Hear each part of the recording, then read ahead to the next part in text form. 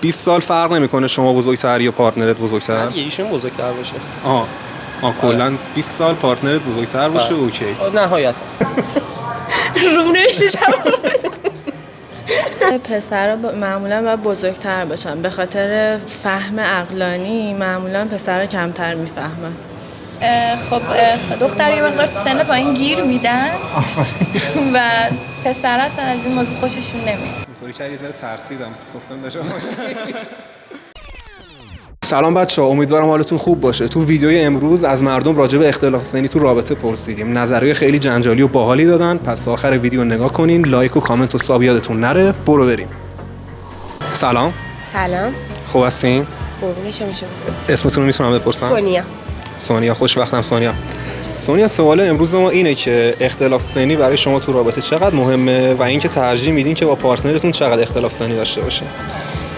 اختلاف سنی به نظر من چیزیه که یکی از چیزایی که خیلی برای من مهمه کلا و به نظر من کلا اینجوریه که تو با یک پسر میخوای بری تو رابطه باید حداقل 3 سال ازت بزرگتر باشه یا 4 سال ازت بزرگتر باشه، چون کلا من خیلی به این اعتقاد دارم که پسرها دیرتر از دخترها به یه بلوغی میرسن دقیقاً و واسه همین اختلاف سنی زیاد باعث میشه که شما اون مشکلات و بچگانگی‌های رابطه رو نداشته باشید.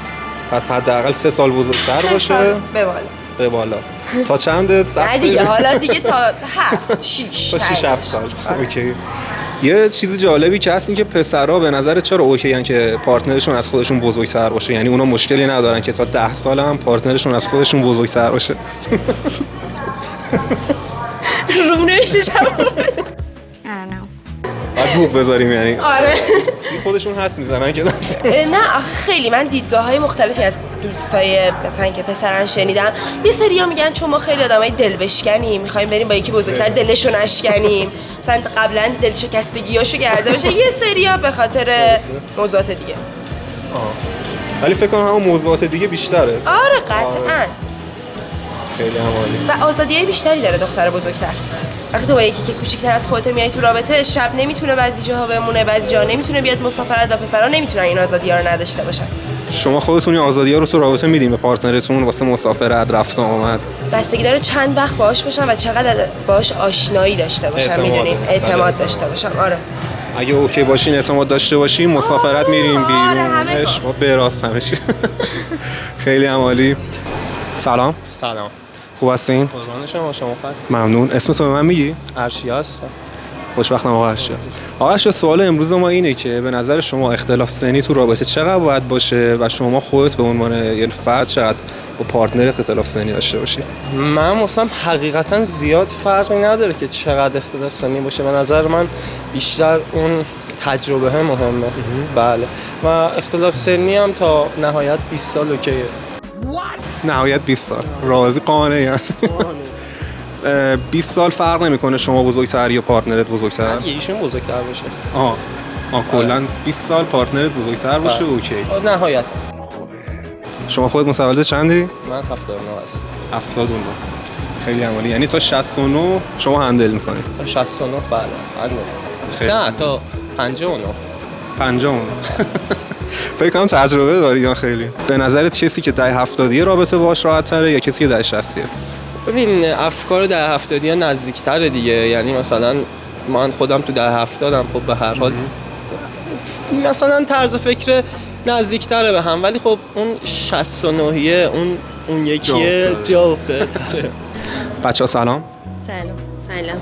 خوب هستین؟ مرسی. اسمتون رو به من میگین؟ یگانه. مستانه. خوشبختم. سوال امروز ما اینه که به نظر شما اختلاف سنی تو رابطه چقدر مهمه و شما خودتون چه اختلاف سنی رو ترجیح میدین؟ به نظرم خیلی مهمه. بعد این که پسرها معمولا باید بزرگتر باشن، به خاطر فهم عقلانی معمولا پسرها کمتر میفهمن. کمتر میفهمن؟ دستتون در نکنه. خب سوال یعنی شما ترجیح میدین مثلا چند سال بزرگتر باشه از خودتون؟ حداقل مثلا همسن باشه یا مثلا 5 سال بزرگتر. بین 1 تا 5 سال باشه شما. نظر شما چیه؟ به نظر من ولی به سن ربطی نداره، بستگی به فهم و شعور آدم داره. چون آدم مثلا یه پیرمرد هم میبینه شاید اصلا در حد یه پسر 12 سالم شعور نداشته باشه.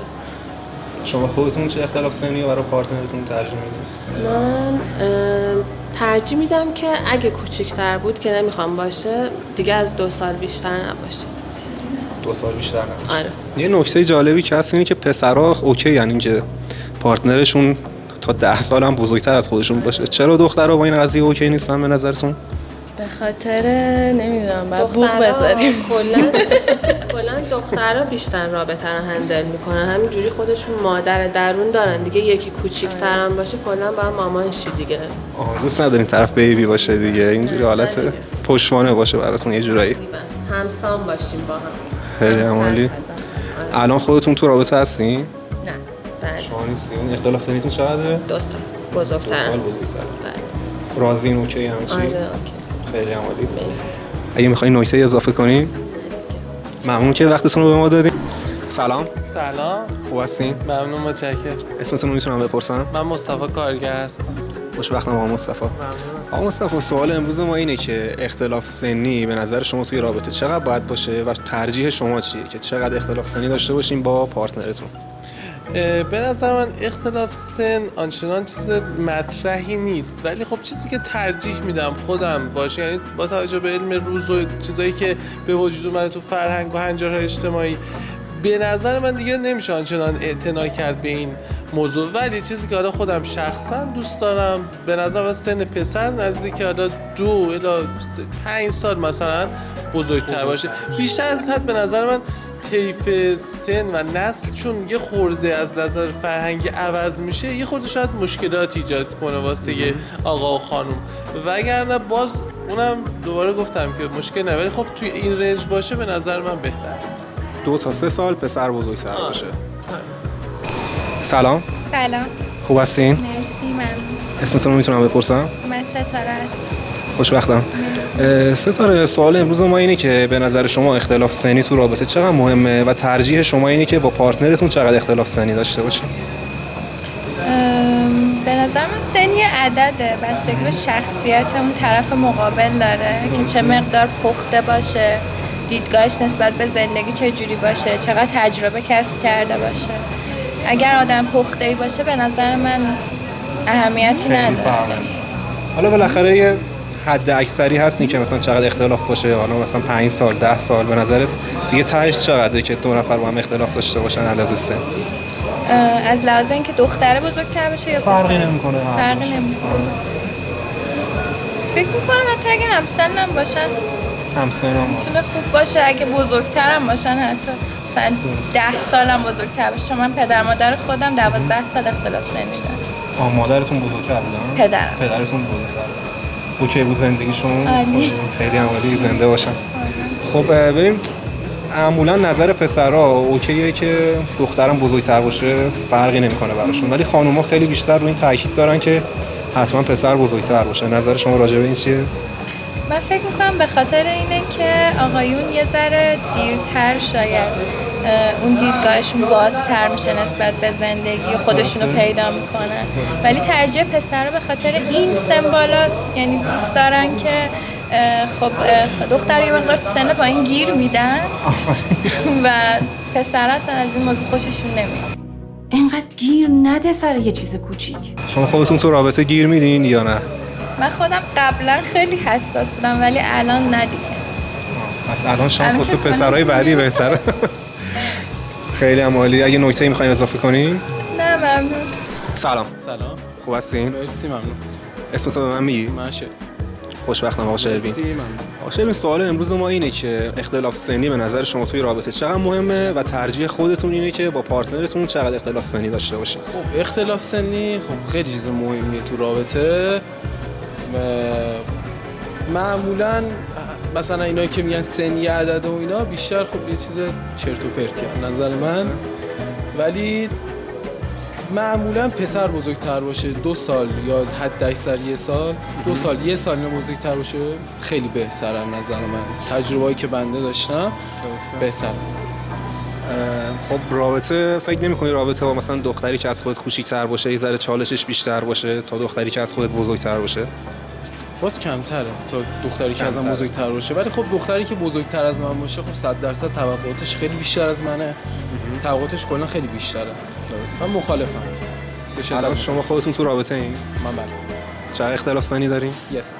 یک سال بزرگترین شما. نه یه سال من بزرگترم. یک سال شما بزرگترین. من یه سری از پسرها که صحبت میکنم ترجیح میدن که پارتنرشون بزرگتر باشه. به نظر شما دلیلش چیه؟ تو یه سنی معمولا مثلا از 16 تا 20 سال 18 سال یه همچین تفکری دارن. خیلی واسهشون هیجان انگیز و خوبه مثلا، ولی خب اشتباهه. تو رابطه که برام به شدت پشیمون میشن. اینطوری که یه ذره ترسیدم گفتم داشتم خیلی خب اگه نکته‌ای فکر می‌کنی می‌خوای اضافه کنی؟ من نمیخوام نصیحت کنم، ولی مثلا واسه همسنای خودم و اینا بهتره این که بزرگتر از خودشون نرن تو رابطه. بعد اختلاف نظر پیش میاد، توقعات بیشتری از شما دارن و بهتر اینه که همون 1 سال یا 2 سال نهایتا بهتر. خیلی هم عالی. ممنون که وقت گذاشتی. اگه مایلی توی فضای مجازی پخشه یه لایک به دوربین نشون بده. ممنون.